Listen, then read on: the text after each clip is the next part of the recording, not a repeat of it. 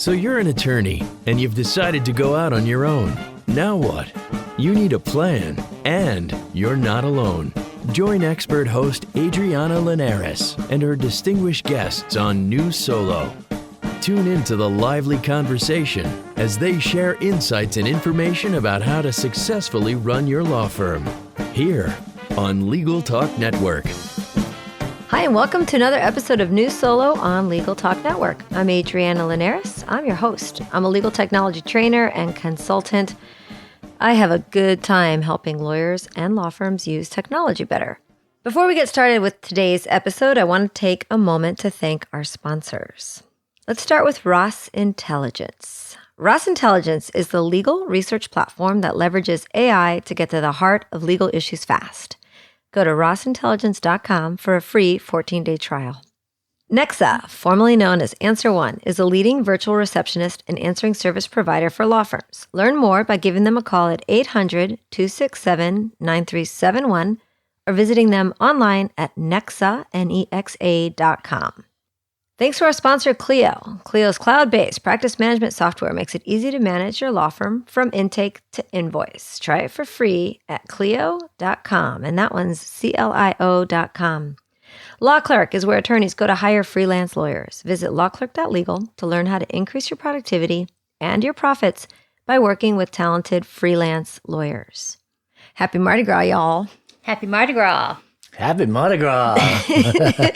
So it's February in New Orleans, and it's Mardi Gras, which means not only have those of us who love to visit here frequently or live here part-time, as I do, but guests and visitors and friends and fun-loving revelers have descended upon New Orleans. So I thought I would take advantage of not only having Ernie Svenson's recording studio available to us, but also the fact that Liz McCausland came to spend Mardi Gras with us, and she's a regular guest on New Solo. You'll recognize her name and her voice, hopefully. But before I let Liz introduce herself, I'm going to ask Ernie. Ernie Svenson is our guest today to tell us a little bit about himself, in case, for some weird reason, in some parallel universe that you live in, you don't know who Ernest Svenson is. Well, I'm an attorney. I practiced law for a bunch of years in a big firm. And then because of technology, I was able to escape that world, which I was disillusioned with and burned out with. I hated the excess overhead, the inefficiency, the bureaucracy, but I didn't think I was able to go out on my own. However, because of technology, being able to be paperless and market my practice through the internet, I was able to escape, go out on my own, have a solo practice that I thoroughly enjoyed. And then after I started doing that, people asked me, how did I do that? And could I help them? And I started showing them what I knew, and I've enjoyed it. So I've been doing that exclusively for the past couple of years. So you quit practicing law? I did. Do you call yourself a consultant? I mean, because you kind of are. You know, I don't like the word consultant, I guess, because in my mind, a lot of times that means a person who bills you by the hour to come in and tell you things that you're doing wrong, which sounded too much like what I did as a lawyer. Oh. So I like the word advisor. Oh, I like that. Yeah. Or I would call you a bit of a coach too, because your processes and the things that you put your clients through. Yeah, coaches are good. Yeah. Coaches do good Coaches work. are good. Yeah. Okay, so we're going to come back and talk about what it is you've done to transform your experience and your legal career into a technology advisor for many lawyers across the country. Hello, Liz. Hello. I like your glitter hat. Thank you. You can never have enough glitter. I feel like you can't. Lizzie, you are not only one of my dearest friends, but also a very tech-savvy attorney who runs a solo practice. And tell us a little bit about your jam. Okay. I primarily practice bankruptcy now. I like to tell people that I'm a recovering insurance defense attorney. So I did that. Can you see Liz as a litigator fighting over stuff? Yes, I can. I cannot. Yeah. What? Who would take her seriously with that Minnie Mouse voice? Well, the hat would be tricky. But The glitter is the dead giveaway. yeah. But no, I did that for many years and then decided that I didn't want to do it anymore. Yeah. And so now I like to solve those problems for people. I primarily mediate and practice bankruptcy in Orlando, Florida. I also mediate, though, in 5 other states. Wow. Through special order of the court. They allow me to mediate primarily mortgage foreclosure mediations in bankruptcy. What states are those, in case any of our listeners are looking for someone like you? California, Nevada, Arizona, Indiana, and then the entire state of Florida. Wow. Okay. Awesome. Well, thanks for co-hosting with me. We can pepper Ernie with some good Thanks questions. for having me. I like having Ernie, my ability to ask him questions. I feel like you should totally take advantage of this. I know. Yeah, I'm going okay. to. I plan on it. So, Ernie, you are a devourer, doesn't seem like the right question, but you devour a lot of great books and on leadership and running businesses better, and you take all that and somehow transform it into helpful information for lawyers. And one of the things I think you've recently become very good at and focused on is helping lawyers develop systems. Well, I don't know if I'm good at it. It's definitely something I think is super important. Let's hope you're good at it. And I try as hard as I can to figure out how to get lawyers to understand how to do it. But it's funny. It seems kind of simple in one way, that you need to create systems, checklists or systems and so forth. But I found it kind of challenging. Like, people keep asking me, well, how do you create this system? And how do you do this? And so I've thought a lot about it. And yeah, I think it's more challenging than we tend to think. Do you have one of your workbooks handy? I don't. Oh, rats. I should have asked you for one. Yeah. For those of you who are wondering why I'm asking about a workbook, is Ernie puts together these great seminars, and they're live seminars, but you also do things throughout the year to help your clients. So tell us a little bit about that business and what you teach lawyers how to do. And then I just wanted to grab the workbook to be able to say, well, here's the process that you have your clients go through in order to develop systems. So I was going to pull ideas out of there, but since we don't have one handy, I'll just make it up. But tell us a little bit about your business and how it, how it's out there and how people can find it, and also the things that you have available on the website to get lawyers started in developing systems. Sure. So when I started doing this, I was actually, when we met back in the day in Tech Show, I didn't really have any plan for teaching lawyers how to do any of this stuff. It's just, people asked me so many questions and I answered them so many times. After a while, I realized, well, maybe I should be more organized about answering these questions.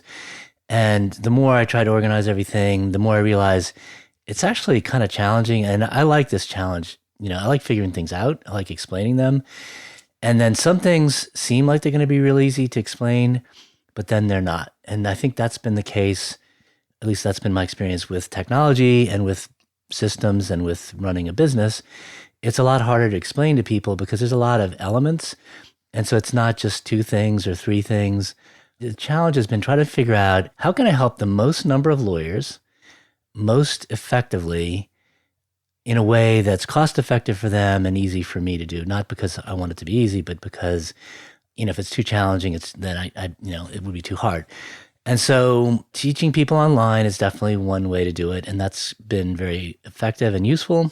But what I found was that you can't just say, here's a course, with 60 lessons that you go through, and now you'll learn everything you need to learn about running a business and doing marketing. People have ongoing questions and ongoing challenges.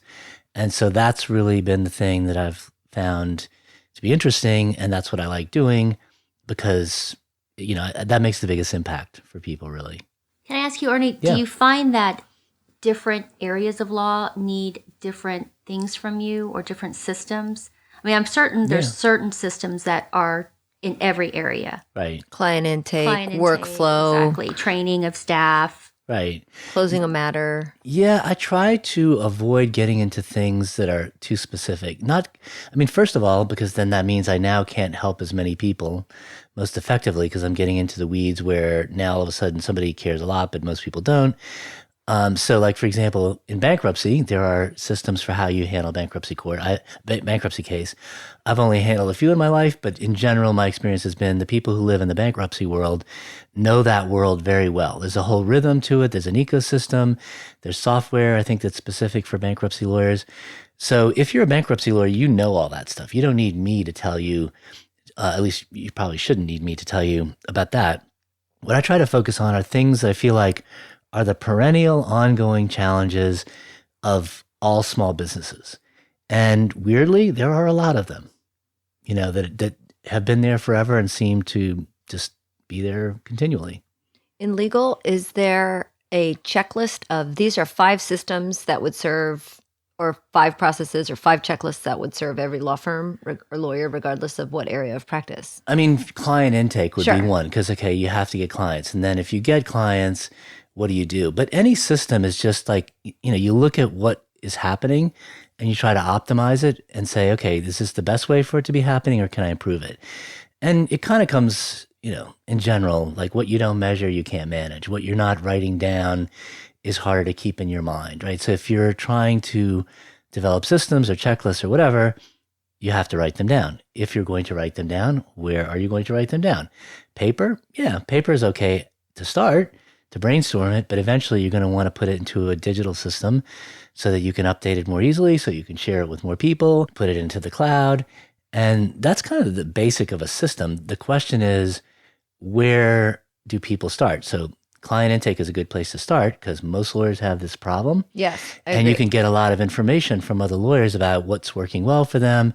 And once you start using any kind of system and being thoughtful about it, that makes it easier to do the next thoughtful system building. Do we approach the system of running a law firm as one giant system from, let's just, talk about it in terms of a matter, which I always call it the life cycle of a matter, from birth to death or from opening to close. So when we're thinking about trying to come up with a system for how best to manage a matter's life cycle, am I building one big system or a bunch of small systems? You might be you should try to build one big system and have that cover as much ground as possible. But then you might have to have separate little systems and have to see how they integrate. I mean, I was thinking the other day about how this is something that never had occurred to me before. And once it occurred to me, I thought, why didn't I think of this? I mean, when I started figuring out that technology mattered to me was when I used a program called CaseMap, which Sure. we know about, right? And CaseMap was nothing more than a relational database that was created by some jury consultants who saw, because they were privy to the background scene of lawyers getting ready for trial at the last minute, that lawyers were extremely disorganized, like shockingly disorganized from the standpoint of managing their information. So they said, well, why don't we build a database, set it up, optimize it for litigators, and we will make it available to them. And I downloaded this thing for 30-day free trial, and I started looking at this and I thought, wait a second, this is paint by numbers. I can put all of my information in here, and I just try to fill every box. And I had never sat down and thought, okay, let me make a list of every issue. Let me make a list of every fact witness that goes to every issue. I didn't think like that because that would have been too hard to do. But when I had a piece of software that could let me do that, that essentially was my system. So the thing that occurred to me was software can be, your system, close enough, right?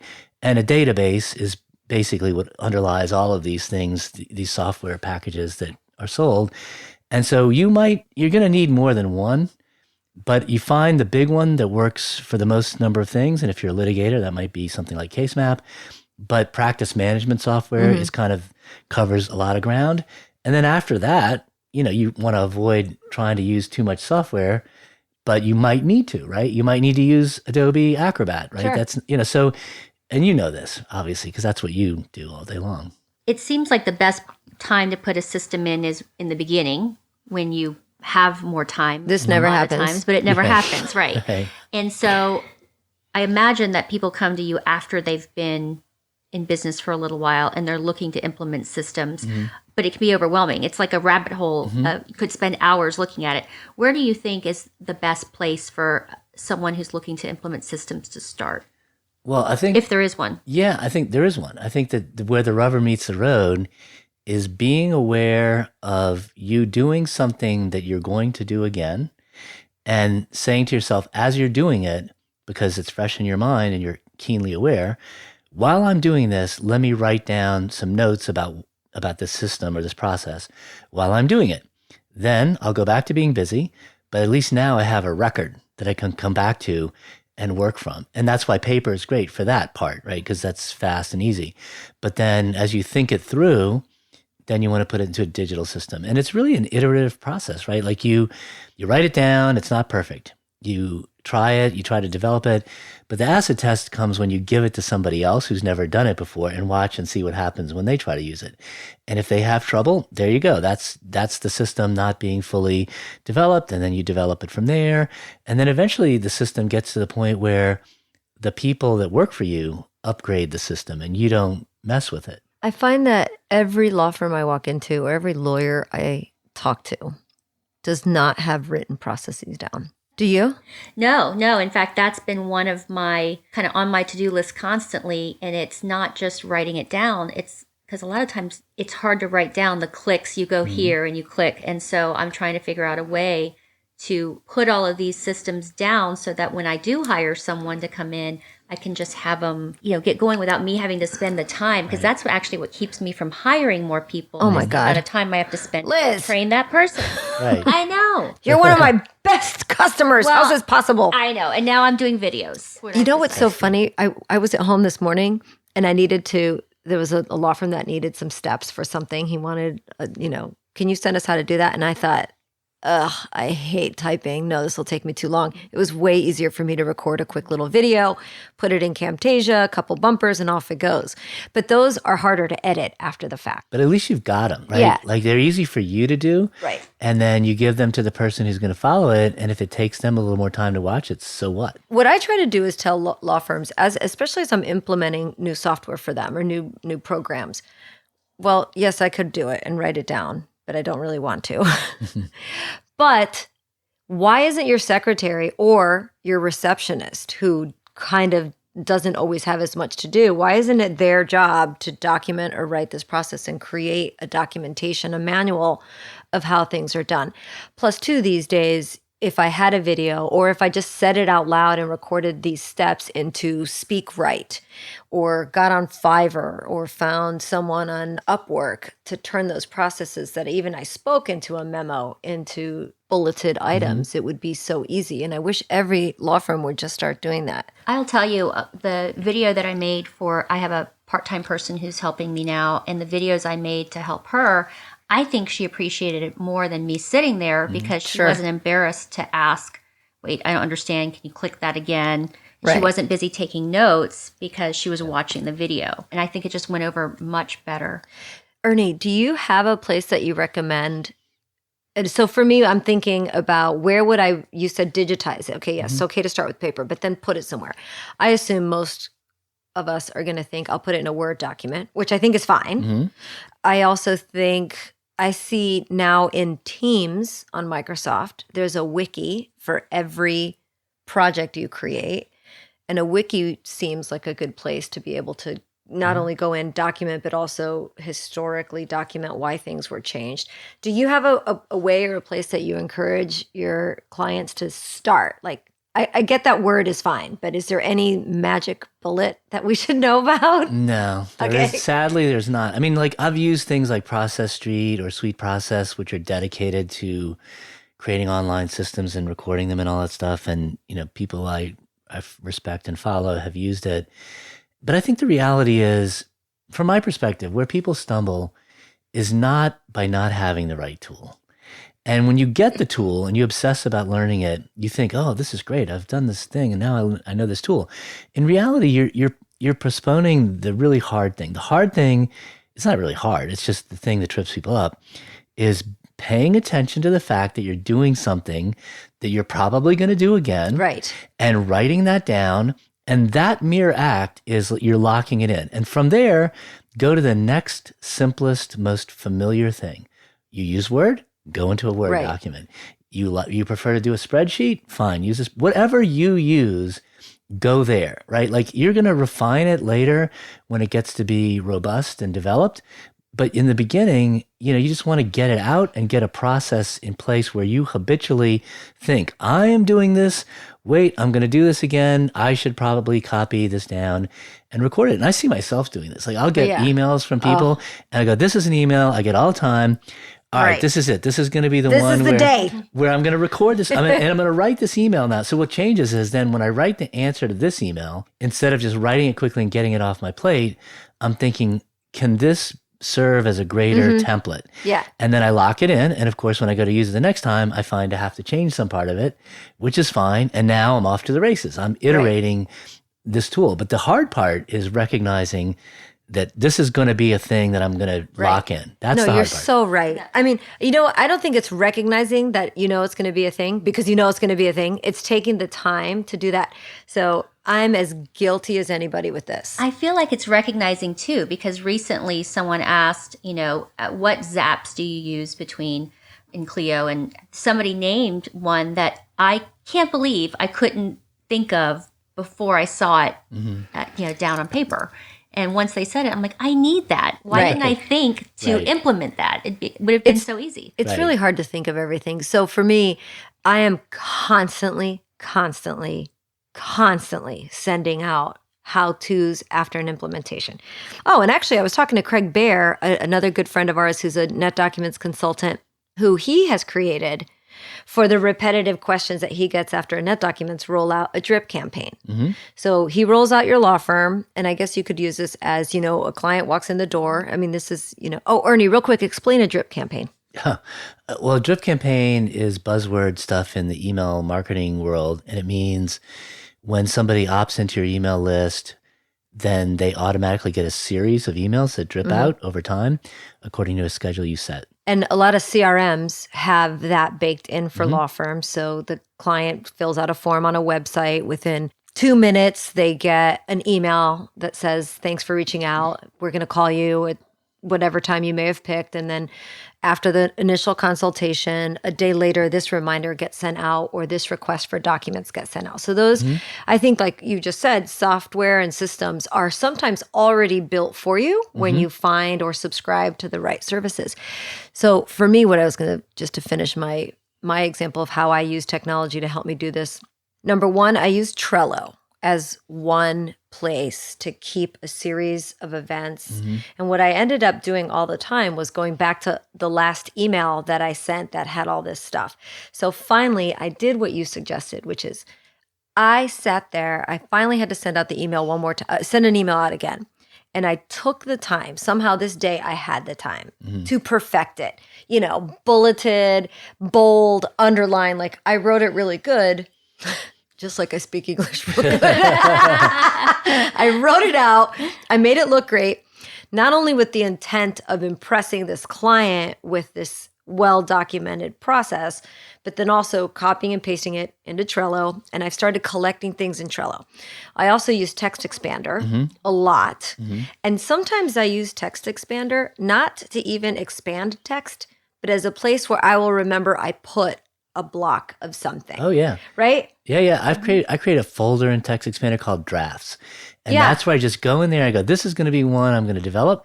I dump it in there. And that's just enough when I come back later to go, oh, okay. So let's explain that real quick. Yeah. Explain Text Expander. I talk about it a lot. It's one of my favorite tools all the time. But let's just real quick. Yeah, Text Expander to me is one of those things that every person who owns a computer should use it. It's kind of, I guess, a macro generating thing, right? But it works in every context as opposed to a macro that you develop in, let's say, Word. It's only going to work in Word. Right. Whereas once you create the macro thing in Text Expander, and it can spit out an email address, or it can spit out your home address, or signature blocks, anything. Any amount of text, it can spit it out. But you're controlling all this stuff in one place so that you can use it all over the place. Right. And it doesn't matter whether you're Mac, PC. In fact, if you have a Mac and a PC, you can synchronize your snippets in Text Expander across all those things. So to me, everyone who wants to take advantage of automation should find things where they can automate text, especially lawyers, because we crank out a lot of text. And Text Expander is number one on the text automation parade for me. Yeah, that thing's like maybe $40 a year. And I have it on my Mac, my PC, my iPhone, my Android, everything. So I put a lot of that stuff in both Trello. Do you want to talk about Trello? Just so we aren't leaving it out in the dust after we described Text Expander? Sure. Well, one thing with Text Expander that I like that we didn't touch on is that your teams can utilize it too. So everyone can have the same response and you just have uniformity that way, which I think is great. Yeah, that's a great, just dumb, simple legal example, ADA language. Well, in a way, that's a system, right? Okay, so because if your system is, well, when we get an email that says this, we respond like this, the system now could be, okay, everybody, just use this Text Expander keystroke. And then if it needs to be updated, you update it and they just, the words spit out, right? That you don't have to tell them. You update it in one place and it propagates through everyone who has an account. Yep. And I imagine, too, it's really great as a basis for a system because if you have someone maybe who's going through your email, you tell them these are the keywords you're looking for. When you see that keyword, you use this text. Yep, exactly. And so it's perfect. I've got one firm that puts their ADA language in 3 different languages in there, just depending on the client and different. Actually, that's another good example. If you have multilingual clients and maybe your receptionist or your secretary isn't that well versed in it, you could certainly put snippets in there in that language, that they need and make it easier on them than trying to go to Google Translate. Give us a little lowdown on Trello just real quick. Trello is kind of like an index card system. You put everything in columns based on, you can set it up really however you want. And they have a lot of great examples. So for instance, onboarding of employees is a great example. So you can actually set your employee down and they start usually from left to right. And, these are the first things you need to do. And you can put attachments in there. You can put links. You can put faces, pictures, and all of those things. And so you can, as you might imagine, with index cards, you have different rows. They can turn over for more information, click on the card and have more information embedded in there. I use it a lot. So I have my master to-do list kind of in there. But I also, which is more recent, I use it personally. So if I'm planning a trip, these are all the places I'm staying. This is airfare, airline, hotel, everything. I use it for books. These are the books I'm reading. These are the books I've read. If they were hard copy or ebook or audio, and then that way, if I'm ever looking for it again or I want to tell someone about it, loan it out, I know, I checked that one out from the library, so I don't have it physically. Those are all great examples, and I use it for all those things too. And then the other place I've started to put lists of to-dos and how-tos to make it easy for me to get to and for my clients is right on my website as a page. And it's funny, again, having had lunch with Craig Baer the other day, it's funny. I said, you have so many great videos and so much good resources on your website. He goes, yeah, half the time I do it for myself. So I know, so I remember where to go find it. Right. But also it eases the burden of phone calls and emails from his clients on how do I, which is what I'm always trying to do, is reduce those. And by creating this library of resources and how to do things and making it so easy is like putting it on your own website. Even if it's on a page that's hidden, at least you know where to go and find it. Yeah, you can search it. You can totally search it. Yeah. Well, hold on real quick before we move on to our next segment of the conversation. Let's take a quick break and listen to a couple messages from some sponsors. Artificial intelligence won't outpace lawyers anytime soon, but lawyers who use AI are already outpacing lawyers who do not. With Ross Intelligence, lawyers conducting legal research leverage AI to get to the heart of legal issues fast. Ask a question on the Ross Legal Research platform, and Ross will return on-point case law. Go to rossintelligence.com today and get a 14-day free trial. Use promo code LegalTalk for 10% off. If you're missing calls, appointments, and potential clients, it's time to work with Nexa Professional. More than just an answering service, Nexa's virtual receptionists are available 24/7 to schedule appointments, qualified leads, respond to emails, integrate with your firm's software, and much more. Nexa ensures your clients have the experience they deserve. Give them a call at 800-267-9371 or visit them at nexa.com/podcast for a special offer. And we're back. We're talking to Ernie Svenson and Liz McCausland. We are recording live at the Ernie the Attorney headquarters in New Orleans, Louisiana. And we're just sort of tossing ideas around about the ways that we document and share processes and systems with ourselves and our clients and or our employees. I want to turn back again to systems because I kind of derailed the conversation, I think. Top 3 systems or process. What's the difference between a system and a process? I don't really know that there is a difference. I mean, I think that the big differences are it's like atoms and molecules. I think at the atomic level, there are checklists. Like I do this, then I do this, then I do this, then I do this. And then at the molecular level of thinking, there are decisions. Like if this happens, well, then I do this or that, right? And so as it evolves more, the systems get a little more complicated. I think that's a more useful way of thinking about it than trying to come up with the definitive view of is it a process, is it a policy, is it a system? My question is, do you need to do this again? Right. Or do you need somebody to do it again, preferably not you? And if so, how can you train that person as quickly as possible preferably without you being involved at all, which is what Liz a system has done gets you. with her videos. Yeah. If somebody walked in here right now and said, I'm starting my law firm tomorrow, I'm going solo, where do I start? Well, you would probably be a better person to answer that question than me. I might have some opinions on this. Well, I mean, you've done it, and this is where, like, when people ask me, I tell them right away, like, here's what I know and here's what I don't know. And what I feel like I know, really well is the decision process that lawyers make in certain situations. But if it's starting a new firm, and involves technology, which it will, then you're the person, and I refer people to you. I say, they go, I'm going to start a new firm. I need technology.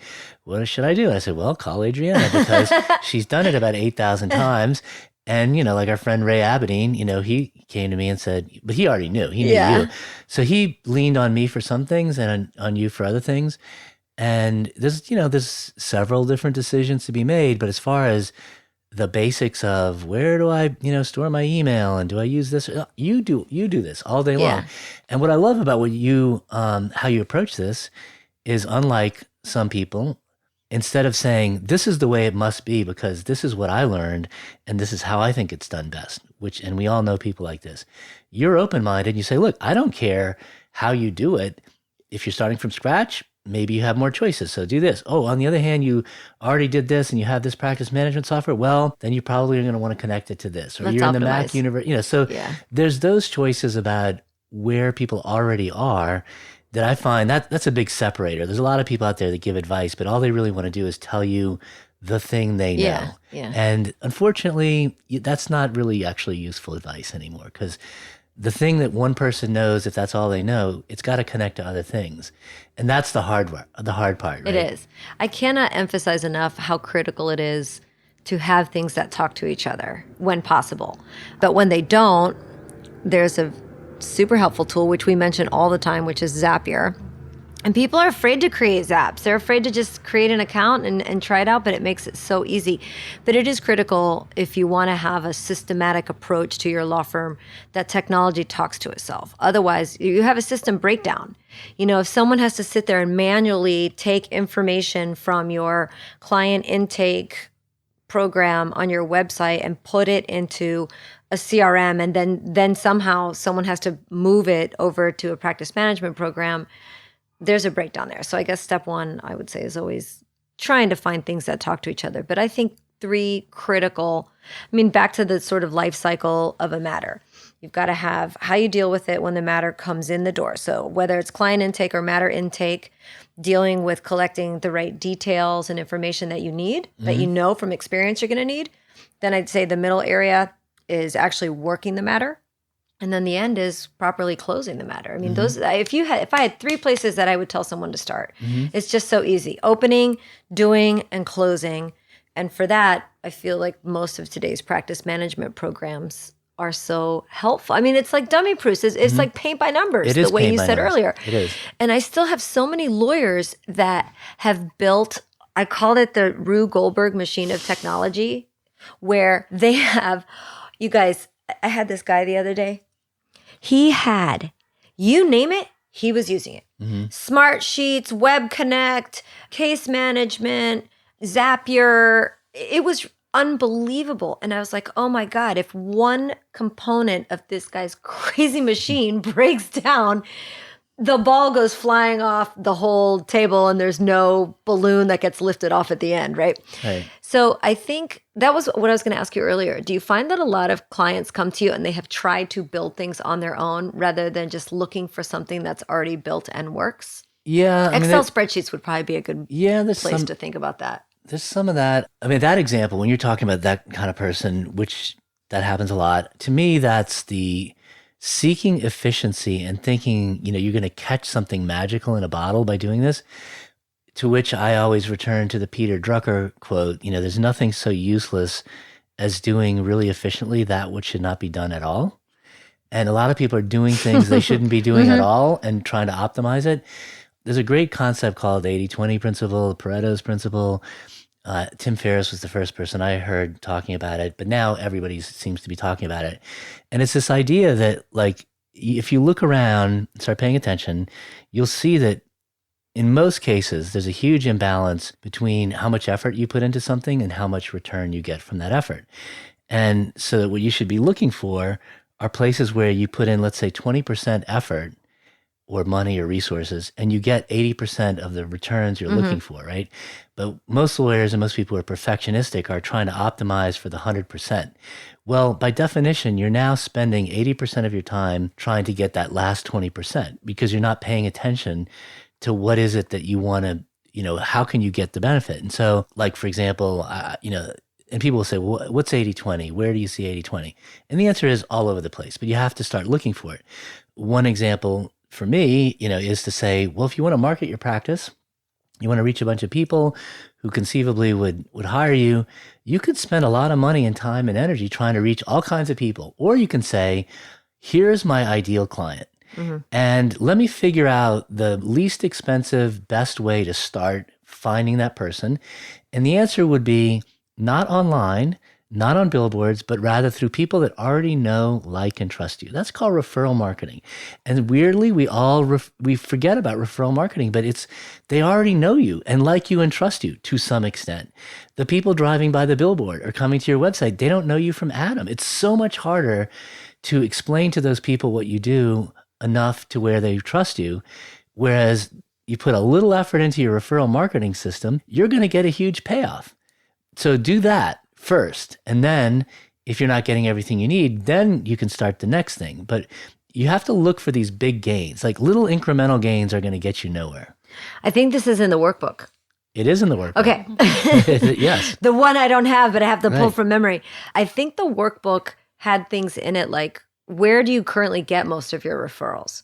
Right? Which, by the way, is a hard problem or a hard question for a lot of lawyers to answer because they don't track it officially. Right. Like, they keep it in their minds. So just real quick on that specific topic, what do you teach them? How to do that? Like, okay. what's in the workbook? Well, the latest thing that's in the workbook, because I think this is the easiest way to do it, is so the key to referrals. Well, the key to everything goes back to human nature. Technology is great, but psychology underlies everything, right? So, how do you get referrals? Well, you're going to get them from people that already know you, like you, and trust you. However, they have memories that fade. They forget about you. You're not, quote unquote, top of mind or whatever. So you have to keep reminding them regularly. Is there a system for this? Yes. Yeah. And you remind them regularly. Once a month would be good, right? And if you're going to remind them once a month, you can do it two ways. One, you can take them all to lunch, or try to take as many of them to lunch as possible, or call as many of them on the phone as possible. But that's a lot of work and a lot of money, and that's not effective. What's effective is email them all once a month. So an email newsletter, but it's not a newsletter with fancy graphics and stuff. It's just write the email like you would write it to one of those people, and write it like you would write an email to that one person. And it doesn't have to have a lot of words. Basically, the fact that you've reminded them by sending the email once a month, even if they don't open it up, even if they just say, oh, I see an email from Liz McCausland, I don't have time for that right now, and they never return to it, they were reminded that you exist, right? And over time, as they open a few of those emails, they're going to be reminded what you do specifically. And hopefully, if you write in the down-to-earth way and way that you should, you're reminding them that you actually care about helping your clients more than just making money. All these things come together to help you become more referable. And to me, all the website and all that stuff that's just referral marketing done a different way. You can try to reach cold traffic, but that's expensive, ineffective, and hard. I have so many young, brand new lawyers come to me at the San Diego County Bar. For listeners who don't know, I work half time for the San Diego County Bar on a remote basis. And 1 week out of every month, I go to San Diego and meet with their members. And it's astonishing how many new lawyers. I mean, I always knew this because they're in my face all the time, but really in this sort of flow constantly. They want to know how they can get new clients through their website. And I have to tell them, baby lawyer, you are way too late to the marketing on the internet game. It's going to cost you a fortune. You need to go back to the basics, which is referrals, networking, face-to-face interactions. That's 100% true, because not even when I have tracked the people who came to me and how they came to me, the people who come to me on a referral are almost 100 times more likely to hire me because they trusted the opinion of somebody. A lot of times it's not even someone that they knew well. It was, my sister knew a lawyer and he gave me your name. But they are more likely to hire me after the consultation than someone who just looked me up online. Right. And so I give the example, there's a lot of examples I could give, but this is the one that's the most, compelling, I guess. is I went to go speak to a group of lawyers. I won't say which state, the state bar, not Louisiana, invited me to speak. I gave a talk. Afterwards at lunch, I was seated at a table, sat next to a very nice attorney fellow. I guess he friended me or requested a friendship on Facebook, followed me. I remembered his name. I'd see his name here and there, which right there is referral marketing because I would have forgotten his name completely. He remembered my name. I remembered his name. Then one day out of the blue on Facebook, and I still have the Facebook Messenger. It was in 2011. He messages me and says, listen, I have this case in New Orleans. I'm looking for a lawyer who can help me. It was a personal injury case. And he was really, I guess, asking, could I help him? But, or if not, could I find him somebody? And I referred him to my friend who did that kind of work, forgot about it. My friend handled the case. One day my friend calls me up and says, listen, we're going to lunch. We're going to have the finest champagne, whatever you want. And he said, I'm going to send a case to your house. And he goes, this case settled for a lot of money and I want to repay you. And I said, great. And so obviously it was millions of dollars that the case generated. And his fee was, several $100,000. And that's why we're here in this lovely home with this professional podcasting studio. A case of champagne is. Yeah, but then he pulls out a check and gives it to me. It was a $10,000 check just to thank me for referring this case. Now, that would not have, let's review.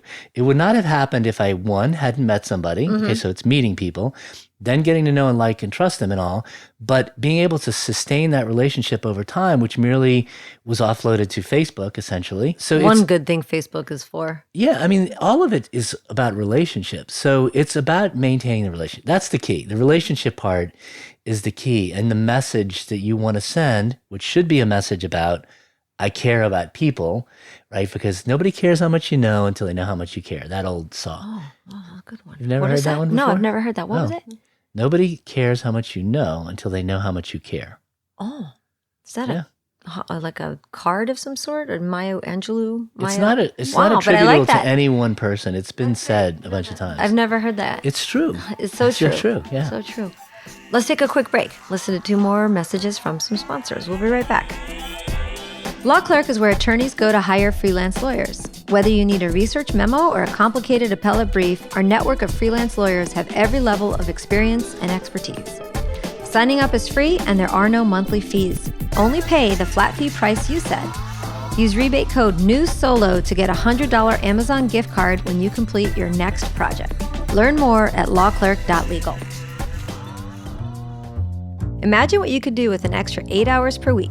That's how much time legal professionals save with Clio, the world's leading practice management software. With intuitive time tracking, billing, and matter management, Clio streamlines everything you do to run your practice from intake to invoice. Try Clio for free and then get a 10% discount for your first 6 months when you sign up with the code NEWSOLO10. That's NEWSOLO10, and do that at Clio.com, CLIO.com. All right, we're back.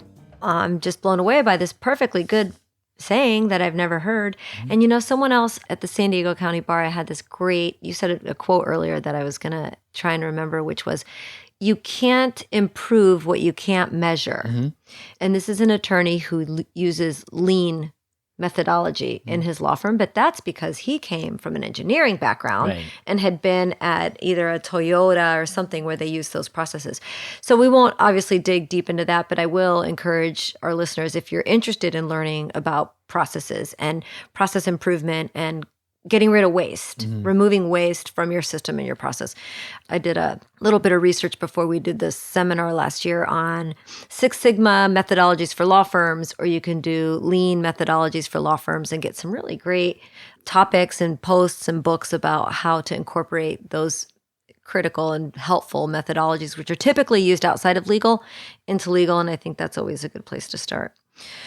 Ernie, I want to hear a little bit about the courses that you teach and the information that you put out there and the topics. Well, I have one signature course, which is the one, I had one on paperless, it's still there. And I have one on... But everyone's paperless now, so nobody clicks on that one. Yeah, they really... Well, weirdly, some people do. But yeah, mostly people are paperless now. But so the signature course, I call it Law Firm Autopilot, and it was my attempt, which is still ongoing, to kind of wrangle together, like, here's the basic blueprint of things that I feel like every lawyer needs to know to build a modern firm. And it's really, it could be for any modern business really, but it's, for lawyers. And that is a great course. I like it. I've tried to update it. I'm still updating it. But what I discovered was that people... You're like a hairy person with tweezers in that thing, Ernie. That was my first thing. And then I realized nobody's ever going to have the whole course. So I created a program, which is basically group coaching. And I do 2 webinars a month, one on operations, one on marketing. I invite people to come help me sometimes. So, you haven't done that yet, but you will. And, Yes, I'm sure you will. I just try to introduce the lawyers to other people that I know and trust that they can rely on for the things they need to understand. Because I don't know everything. I feel like what I do know are enough people who know the things that, one would need to know. So if somebody said to me, oh, I'm having a question with, e-discovery. I'd go, okay, well, that's Craig Ball. Right. And I know people that know this really well. Or Tom You're a great O'Connor. referrer. Well, so are you. I mean, this is, I probably learned this from you because you were connected in that world way before I was. I've just learned through the ABA Tech Show, all those people, there's different bar associations, the people that I feel like really do this at a high level, really care. Okay, so we're drawing a Venn diagram. Care more about helping people than they do about making money, which is you, Craig Baer, other people. But when you distill out the people who know, who care at that level, and who are trustworthy in that way, meaning they recommend things even if it goes against their self-interest. I've heard you and Craig Baer and other of my close friends say, you don't want the thing I sell. What you want is this other thing. And when I saw that the first time, I was like, wow, that's great. I think that's what everybody wants, but that's not what everybody gets. No. So the Copilot program is me just trying to help people as best I can on an ongoing basis. But the biggest part is introducing them to other people like you. And what's the website? lawfirmautopilot.com. And so I could go there and take a course? You can find the courses, yeah. And then also become, what is group? The group thing is called Copilot, Group Law Firm Copilot.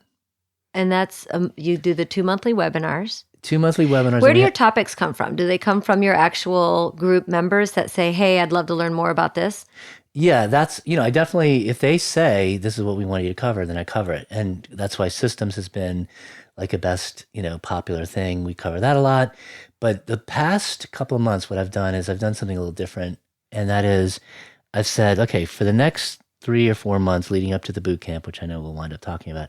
Yeah. But leading up to that, I feel like that for marketing, what we're going to talk about is email referral marketing. Because I know that if I don't stay on it, they'll bail and they'll say, oh yeah, I'm going to do it. And they won't sign, they won't sign up for the email service. They won't send the first email. So we just keep going on that until everybody gets results. And they're now getting results. So you keep them accountable. Yes. You go lockstep. The whole group moves at once. They don't go lockstep, but what we do is like, we've now been doing the email thing for a couple of months. And so I'll start and I'll say, okay, everybody, tell me where you are. Tell me that you have sent your first email. And then some people say yes. And then I'll look and I'll see, okay, some people haven't responded. I'll say, well, those of you who haven't responded, yeah, tell me if you've sent the email. Just come on, go ahead. Let's confess it. And I won't shame you. I won't say your name, but just tell me why you didn't send it. And one person said, I haven't sent it. It feels weird. And I was like, good. I'm glad you said that. Talk about your feelings. Because I feel like a bunch of other people are going to say, yes, it feels weird to send one email to a bunch of different people at once. The first time you do it, it feels weird. Riding a bike felt weird the first time you did it. Going to a dance, everything feels weird the first time you do it. But you will get results if you do these things I'm telling you should do. And when you get the results, you go, oh my God, this is the most amazing thing in the world. And I think that's what we all love, right? Yeah. When you get people those results and you knew they were going to get them if they just did the things you said to do. We always know. Listen to your coaches. Well, I was just going to say, so you are a coach. Yeah. You give them tasks to do, you follow up, and you keep them accountable. Yeah. And I've realized that you have to do that. Like, it's not enough. This was an epiphany. It's not enough to say to somebody, here's some great information that I have distilled for you. It is not going to move the needle for most people. What you have to do is say, okay, just like coaches do. Like, that coach doesn't go, okay, everybody, here's the best way to block somebody if it's a football coach. And okay, I'll leave you alone now. While you could, right. You kids work on this. Yeah, no, people need the ongoing guidance. That's just normal. So if you truly want to help people, and I do. Again, I prefer this thing that I'm doing now as opposed to practicing law because I actually can help people. There's no opposing party on the other side trying to destroy everything I say, which makes it a lot easier to help people. So if I want to help them, it's not enough to give them information and go, there you go. That's the information. I have to help them implement the information. That's to me the most critical part because every seminar I've been to, anything, retreat, whatever, I always leave with the best of intentions of taking all of that information and making it useful. But then you get back into work and we're all busy and it just doesn't happen. That's reality. That's life, right? So if you want to help people, you have to deal with the reality of how people learn, what's going on in their lives, and you have to help them move forward. And you have to stay on top of them, not to hound them. They want to be reminded of what they need to do. And they also have, sometimes they feel ashamed that they didn't execute and they go quiet. And they just that would be me. That's 100%. That'd be me on the internet hoping Ernie didn't notice that I hadn't sent out my first email, just hiding in the back. Because I'll buy a course, like I said, with every intention of implementing it. And then, of course, I think because I spent money on it, I will implement it, and it doesn't happen. Right. And so I do go silent then. You need a human poking you. I do. I need a coach, apparently. Yeah. Well, we know one. I got one for you. Let me refer you to one. Ernie, tell us about the boot camp in May. Yeah, the boot camp that you both will be attending. We will. And speaking at and helping people there with. So the boot camp, the last time I did it, you guys were there. 2017 was the last time I did it. I had been doing it every year for a while. It's a full day seminar, It's 2 days? It's 2 days in New Orleans. Great speakers, people that have been speaking at Tech Show, basically my friends, the ones that I really trust, and in enough different areas, including marketing, so that if you go there and you knew nothing, you could learn a lot. But the thing that's different about the boot camp than other seminars, conferences, is that if you were to register for the boot camp today, you would immediately be given access to the Law Firm Autopilot course and to one of the Slack channels, and you'll get free webinars every week from here on out until the boot camp. And my podcasts are all dedicated to things that we're going to be learning at boot camp. So the idea is we're moving forward. We're moving toward boot camp, and you're learning as we so go. That by the time you get there, you already know a lot of things. Do they get the workbook? Yeah, they do get the workbook. Have you seen the workbook? Well, I'm sorry. I have not seen It's so the beautiful. The reason I love it so much is because not only is it helpful and has a lot of good information, it's just very beautiful. Well, it's a PDF, It's I mean, but when it was printed last year, the one that workbook. Yeah. I haven't seen the workbook, but I have heard the podcast, and they are very, very good. Yeah. Oh, Ernie, tell us about your podcast. Well, I had a podcast. I have a podcast. Law Firm Autopilot. Law Firm Autopilot. Yeah, and I don't necessarily interview a lot of people because when I started, I thought what I'm going to do is just hammer home the same points that need to be hammered home, right?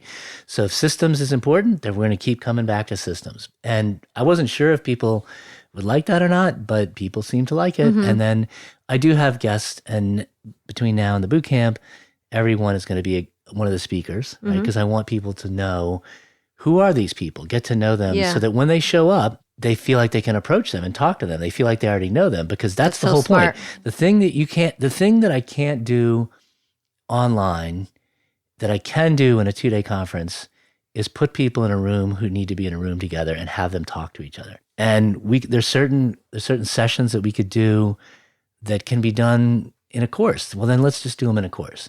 But there's some things that are going to be great because that speaker is going to say something, then somebody's going to say, I need to talk to that speaker more, and they can talk to the speaker more, and everybody can talk to each other in the Slack area. So everybody can have a big conversation in those 2 days that's very intense, but they can continue it afterwards. Yeah, you build a really nice community. What are the dates? May 7th and 8th, Thursday and Friday. And is it on lawfirmautopilot.com? It is on lawfirmautopilot.com under live events, and then you can find the boot camp there. And it's in New Orleans? It's in New Orleans. It's at the Hampton Inn Convention Center, which is a super nice hotel. They just renovated it.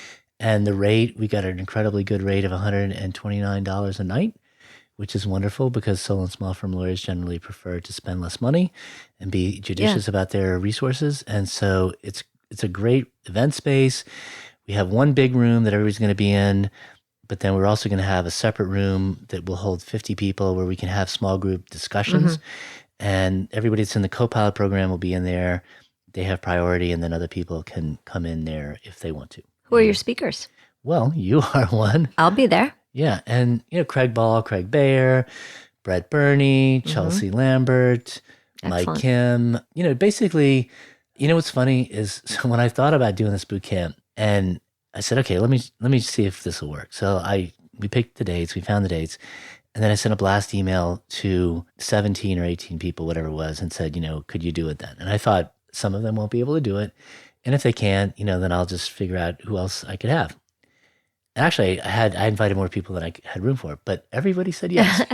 Well, who doesn't want to come to New Orleans? New Orleans, yes. New Orleans is a big draw. But sure. what kind of topics are you going to have? Are you going to have, I know systems, obviously. Yeah, systems, outsourcing, automation, text automation. You do great marketing content. Are you doing marketing? Yep, a lot of marketing content.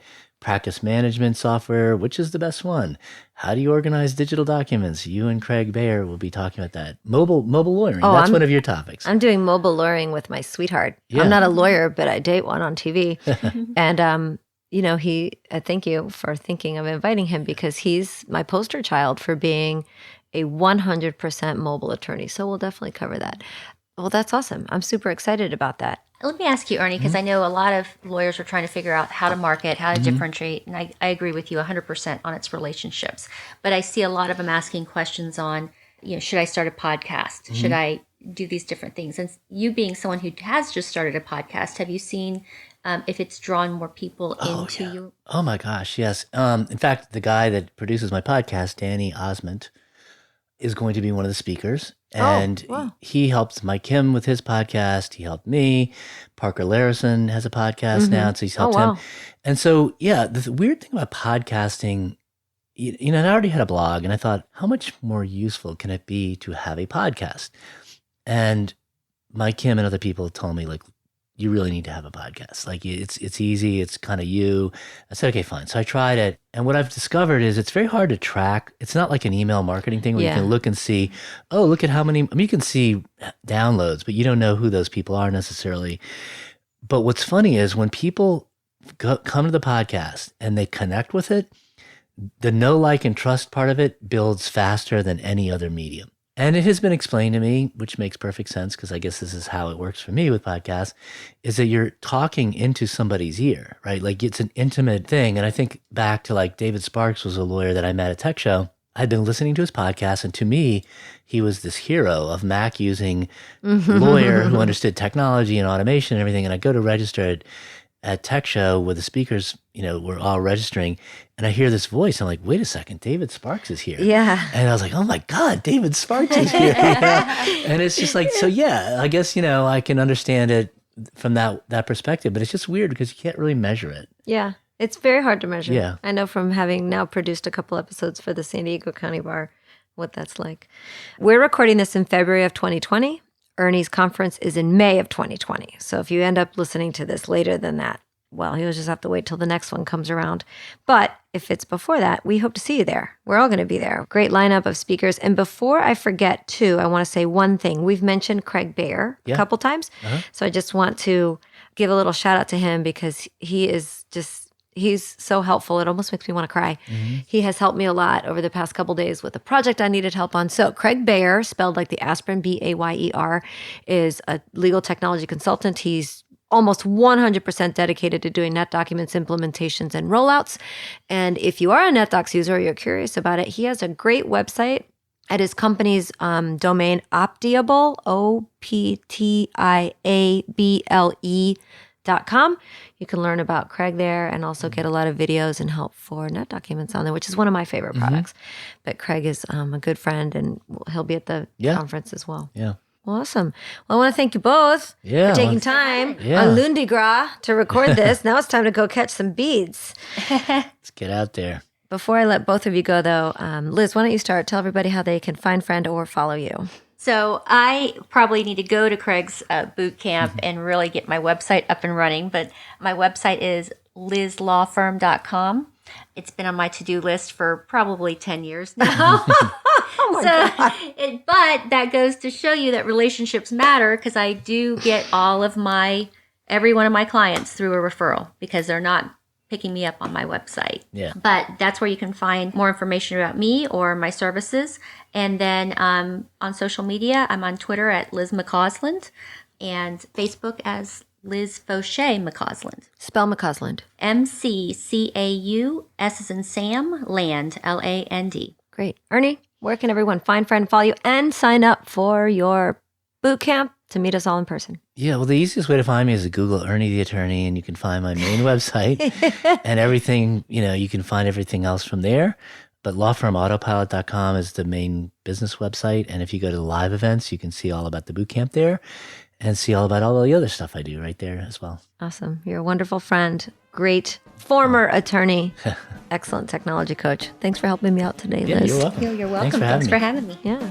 Thanks for listening to the New Solo podcast on Legal Talk Network. If you like what you've heard today, please refer this podcast to a friend, subscribe, and rate us on iTunes, hopefully with 5 stars. We'll see you next time. And remember, you're not alone. You're New Solo. Thanks for listening to New Solo with host Adriana Linares. Tune in again to learn more about how to successfully run your new practice solo here on Legal Talk Network. The views expressed by the participants of this program are their own and do not represent the views of, nor are they endorsed by, Legal Talk Network, its officers, directors, employees, agents, representatives, shareholders, and subsidiaries. None of the content should be considered legal advice. As always, consult a lawyer.